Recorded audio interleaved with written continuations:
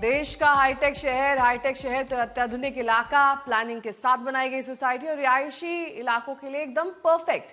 लेकिन इस इलाके की एक स्याह सच्चाई तब सामने आई जब नोएडा के सेक्टर 150 में नाले में डूबने से एक युवक की जान चली गई। 27 साल के सॉफ्टवेयर इंजीनियर युवराज गुड़गांव से अपने घर लौट रहा था। कोहरा घना था, तीव्र मोड़ था, लेकिन ना ही वहां कोई चेतावनी बोर्ड लगा था और ना ही कोई इंडिकेटर था। हादसे के बाद जो कुछ भी हुआ वो और भी भयावह था। युवराज कई घंटे मदद की गुहार लगाता रहा। पिता मौके पर पहुंच गए, रेस्क्यू टीम्स भी पहुंच गई, लेकिन युवक की जान नहीं बचाई जा सकी। लोगों की आंखों के सामने डूबकर युवराज की जान चली गई। इस घटना के बाद प्रशासन एक्शन ले रहा है। बिल्डर्स पर कार्रवाई के दावे किए जा रहे हैं, लेकिन इस हादसे से पूरे सिस्टम पर बड़ा सवाल खड़ा हो रहा है, जिसे लेकर लोगों में भारी गुस्सा भी है।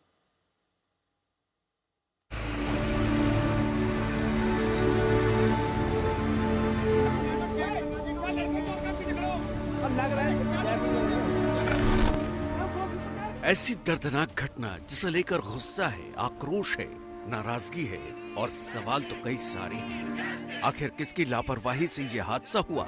क्यों सड़क पर गड्ढा और तीव्र मोड़ एक युवक की मौत की वजह बन गया? कैसे आंखों के सामने जिंदगी की गुहार लगाते लगाते युवक की जान चली गई?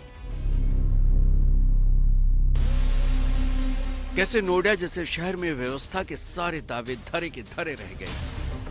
आखिर क्यों मौके पर पहुंचे रेस्क्यू टीम के सदस्य कुछ न कर सके?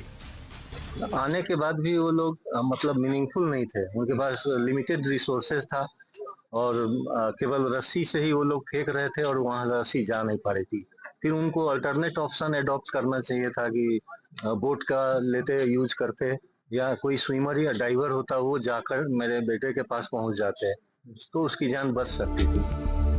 पूरा हादसा बेहद दर्दनाक है, बेहद खौफनाक। पहले बताते हैं कि आखिर उस रात हुआ क्या, कैसे लापरवाह रवैये के चलते पूरा का पूरा सिस्टम नाकाम हो गया।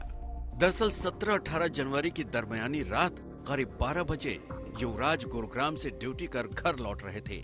उस वक्त घना कोहरा था। विजिबिलिटी काफी कम होने की वजह से सेक्टर 150 एटीएस लेक ग्रेडियोज के पास टी पॉइंट पर उनकी कार अनियंत्रित हो गई और नाले की दीवार तोड़कर निर्माणाधीन मॉल के पानी से भरे बेसमेंट में जा गिरी। युवराज किसी तरह कार से निकलकर कार की छत पर पहुंच गए और अपने पिता को कॉल किया। और इसी में जो कार है युवराज की, वो जाकर के गिर जाती है। उसके बाद युवराज मेहता हिम्मत दिखाता है और उसके बाद अपने पिता को कॉल करता है, रेस्क्यू करने के लिए कहता है। पिता स्थानीय प्रशासन को, स्थानीय पुलिस को कॉल करते हैं। पुलिस यहाँ मौके पर आती है तो देखती है कि जो युवराज है वो अपनी कार के ऊपर बैठा हुआ है। चूंकि अंधेरा था, जीरो विजुअलिटी थी, दिल्ली एनसीआर में घना कोहरा बीते कुछ दिनों में बकायदा पड़ रहा था और इस वजह से विजुअलिटी यहाँ पर कम थी। स्थानीय प्रशासन आता है, उसके बाद फायर डिपार्टमेंट को कॉल की जाती है, एसडीआरएफ की टीम को कॉल किया जाता है। 40 मिनट में युवराज के पिता मौके पर थे।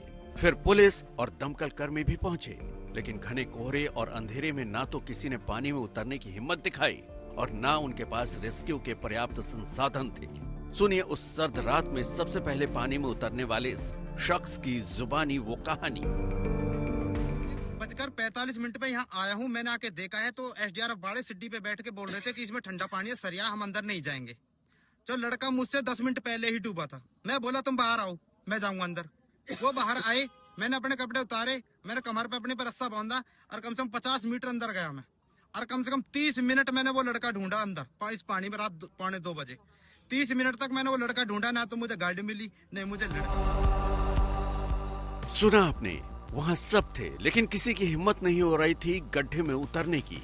युवराज के पिता बेबसी में सब देखते रहे और आखिरकार 6 बज गए बोट तैयार होने में, लेकिन तब तक देरी हो चुकी थी।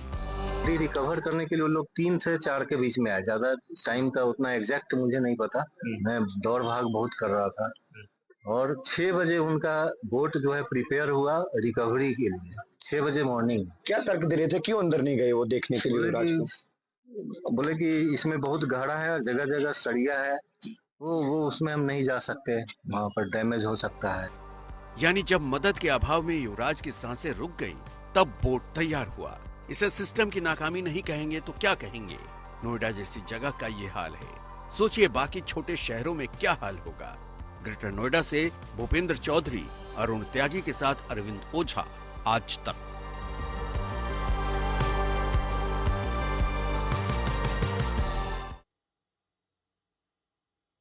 नोएडा के सेक्टर 150 में बिल्डर साइट पर इंजीनियर की मौत के मामले में नया खुलासा हुआ है। पता चला है कि जिन 2 बिल्डर्स का नाम एफआईआर में दर्ज है, उन पर नोएडा प्राधिकरण का 3000 करोड़ बकाया है। 7 जुलाई 2014 से लोटस ग्रीन बिल्डर को यह अल्टीमेटम हुआ था। अलॉट हुई जमीन को बिल्डर कंपनी ने अलग अलग लोगों को बेचा, जिसकी जांच सीबीआई और ईडी कर रही है। मामले में सीबीआई और ईडी अब जांच कर रही है। 300 करोड़ रुपए का बकाया दोनों बिल्डर कंपनियों पर। अरविंद ओझा जुड़ गए हैं तमाम जानकारी के साथ। अरविंद, देखिए सीधे तौर पर हादसे से जुड़े मामले में जो पुरानी पृष्ठभूमि है इन बिल्डर्स की, वो भी सामने आ रही है, लेकिन सीधे तौर पर इसका मामले से कोई लेना देना नहीं। लेकिन जो सबसे बड़ा सवाल ये है कि क्या वाकई लापरवाही बरती गई, इस तरह का गड्ढा खोदा गया जहां पर कोई इंडिकेटर नहीं था, कोई साइन बोर्ड नहीं था? जाहिर सी बात है, और तभी ये जो साइट है ये सीज है। और साथ ही साथ जो लोटस ग्रीन बिल्डर है उसको जमीन अलॉट हुई थी स्पोर्ट्स सिटी के नाम पर, और इस बिल्डर ने बाकी लोगों को जमीन बेच दी थी। 2014 में अलॉट हुआ था, और शायद इस वजह से ईडी सीबीआई इस पूरे मामले की जांच कर रही है। प्राधिकरण जो नोएडा अथॉरिटी है वो वसूल तो नहीं कर पाई, और साथ ही साथ जो यहाँ सेफ्टी नॉर्म्स हैं उसको फॉलो नहीं किया गया, बैरिकेटिंग नहीं की गई। अमूमन इस तरह के जो ब्लाइंड स्पॉट होते हैं वहां पर जो प्रशासन है वो कोई ना कोई साइन बोर्ड लगा देता है कि आगे गड्ढा है, गहरा कुआं है, आप सावधानी से गाड़ी चलाएं। वो ऐसा नहीं किया गया। उसके अलावा दूसरा जो बड़ा खुलासा है, अगर इस पूरे मामले का मामले से लेना देना नहीं है तो हमारे पास वो दस्तावेज भी हैं नेहा और अर्पिता, जिसमें जो लोकल रेजिडेंट्स हैं सेक्टर 150 नोएडा के, उन्होंने एक नहीं कई बार नोएडा अथॉरिटी को लेटर लिखा स्पीड ब्रेकर के लिए, ब्लाइंड स्पॉट के लिए, कि यहाँ पर वो कभी भी हादसा हो सकता है, उसको लेकर यहाँ पर काम किया जाए। यहाँ तक कि जो स्थानीय सांसद है उनके पास लोकल रेजिडेंट्स गए थे, स्थानीय सांसद ने भी चिट्ठी लिखी थी, उसके बावजूद भी नोएडा अथॉरिटी की नींद नहीं टूटी थी, और नींद नहीं टूटने का नतीजा ये हुआ कि यह हादसा हुआ।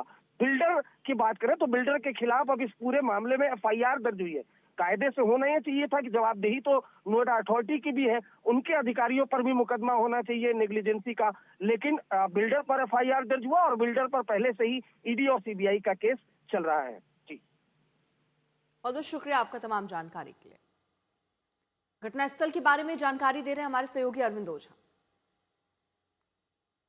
सवाल उतने लाजमी है, और इसमें इफ बट नहीं है, सिस्टम की नाकामी है, सिस्टम नहीं युवराज को मार डाला। इस वक्त हम सेक्टर 50 के उसी जगह पर मौजूद हैं।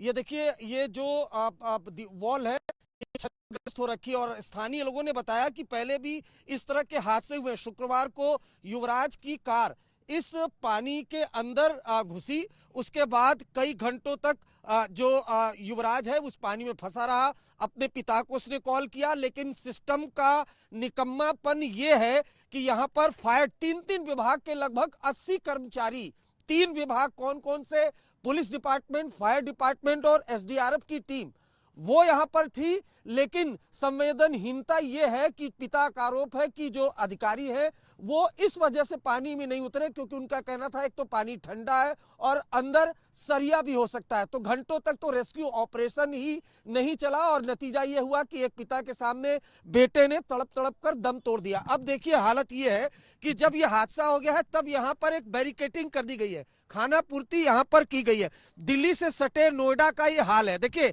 हादसे होंगे, होते रहते हैं, आपदा आती है, आती रहती है, लेकिन उससे निपटने के क्या इंतजाम होते हैं वो किसी शहर, किसी प्रशासन का आकलन करता है। तो दिल्ली से सटे नोएडा का ये हाल है कि ये जो पानी है, और ऐसा भी नहीं है कि ये बहुत बड़े एरिया में पानी है और यहाँ अगर कोई शख्स फंस तो उसका रेस्क्यू नहीं किया जा सकता। आरोप यह है कि 3 विभाग के 80 कर्मचारी यहाँ पर जमा थे, किसी ने जहमत नहीं उठाई इस पानी में उतरने की। रात तकरीबन 12:05 पर यह हादसा हुआ था।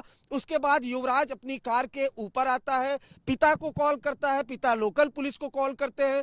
सबसे पहले लोकल पुलिस आती है, फायर डिपार्टमेंट की टीम आती है, और फायर डिपार्टमेंट की टीम ट्रेंड होती है कम से कम इस तरह के रेस्क्यू ऑपरेशन के लिए। वही 27 साल के सॉफ्टवेयर इंजीनियर युवराज की हादसे में मौत हो गई, लेकिन बात सिर्फ हादसे तक सीमित नहीं रह गई। इसे सिस्टम की नाकामी का मामला बताया जा रहा है। इस मौत के लिए उस तंत्र को जिम्मेदार ठहराया जा रहा है जिसके पास संसाधन तो हैं, लेकिन ये सिस्टम संकट के वक्त फेल हो गया।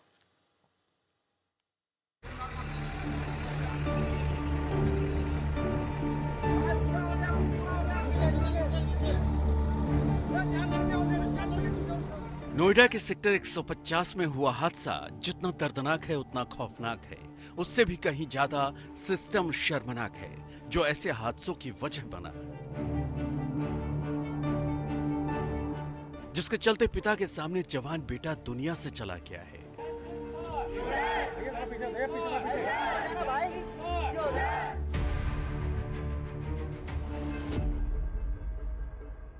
ये घटना बेहद चौंकाने वाली है, लेकिन जहां हादसा हुआ वहां के हाल देखकर ही ये समझा जा सकता है कि किस किस स्तर पर लापरवाही बरती गई। सिस्टम की नाकामी वो इस पूरे मामले में सामने आ रही है। अब चूंकि ये हादसा हो गया, उसके बाद अगर देखिए तो इस तरह से नोएडा अथॉरिटी ने यहाँ पर बैरिकेटिंग की है। अगर ये पहले बैरिकेटिंग की जाती तो शायद युवराज की जान बच सकती थी। तो इस मामले में जिम्मेदार नोएडा अथॉरिटी भी है, फायर डिपार्टमेंट की टीम भी है, नोएडा पुलिस भी है, उसके अलावा एसडीआरएफ की टीम है। तीव्र मोड़, कोई बैरिकेडिंग नहीं। इसी लापरवाही के चलते घने कोहरे के बीच युवराज की कार नाले में जा गिरी, कुछ घंटों में पानी में समा गई। युवराज के पिता मौके पर पहुंचे, सूचना पर रेस्क्यू के लिए टीम भी पहुंची, लेकिन उसके बाद जो भी हुआ वो बेहद हैरान करने वाला था। रेस्क्यू टीम के पास न तो पर्याप्त सुविधाएं थी न साजो सामान, लिहाजा सब के सब बस इस त्रासदी के चश्मदीद बनकर रह गए। आरोप ये है कि 3 विभाग के लगभग 80 कर्मचारी यहाँ पर मौजूद थे, किसी ने पानी में उतरने की जहमत नहीं उठाई। आरोप है कि लोगों का कहना था, जो विभाग के कर्मचारी थे, कि पानी काफी ठंडा है, इस वजह से नहीं उतर सकते, अंदर गहरा गड्ढा है, इस वजह से नहीं उतर सकते, सरिया है, इस वजह से नहीं उतर सकते। तो प्रशासन का निकम्मापन इस कदर था कि कोई पानी में नहीं उतरा। उसके बाद एनडीआरएफ की टीम को कॉल किया गया, वो गाजियाबाद से यहाँ पर पहुंची, 2 घंटे का वक्त लगा। उसके बाद एक जो स्थानीय लड़का है वो यहाँ नीचे उतरता है, जो युवराज है उसको बचाने की कोशिश करता है। 2 घंटे तक तो जो युवराज है वो चीखता चिल्लाता रहता है और आखिरकार जो पिता है उसके सामने बेटा अंतिम जो सांस लेता है। इस घटना ने एक हाईटेक शहर की व्यवस्था के दावों पर प्रश्न चिन्ह लगा दिया है। दर्दनाक वाकये ने लोगों को झकझोर कर रख दिया है। हादसे को लेकर लोगों का गुस्सा साफ दिख रहा है। ये अथॉरिटी की इतनी ज्यादा गलती है। 15 दिन पहले भी इसी सेम जगह पे एक एक्सीडेंट हुआ था, इसकी वजह से ट्रक फंस गया था उस नाले की में और नाला टूट चुका है। तो उस नाले को भी इन्होंने अभी तक रिपेयर नहीं कराया, जिसकी वजह से ही वो गाड़ी आगे जाके उसमें तालाब के अंदर फंस गई। मतलब और कौन उतरता? जो ट्रेंड लोग हैं जिन्हें ये सिखाया गया है वो ही नहीं पानी में उतर रहे, तो और कौन उतरता? लोगों के गुस्से के बीच ग्रेटर नोएडा में इंजीनियर की मौत के मामले में प्रशासन के एक्शन जारी है। एक जूनियर इंजीनियर सस्पेंड किया गया है, 2 अधिकारियों को भी नोटिस दिया गया है, बिल्डर से जवाब मांगा गया है। लेकिन अब ये एक्शन ठोस बदलाव की जगह डैमेज कंट्रोल ज्यादा लग रहा है। ग्रेटर नोएडा से भूपेंद्र चौधरी, अरुण त्यागी के साथ अरविंद ओझा, आज तक।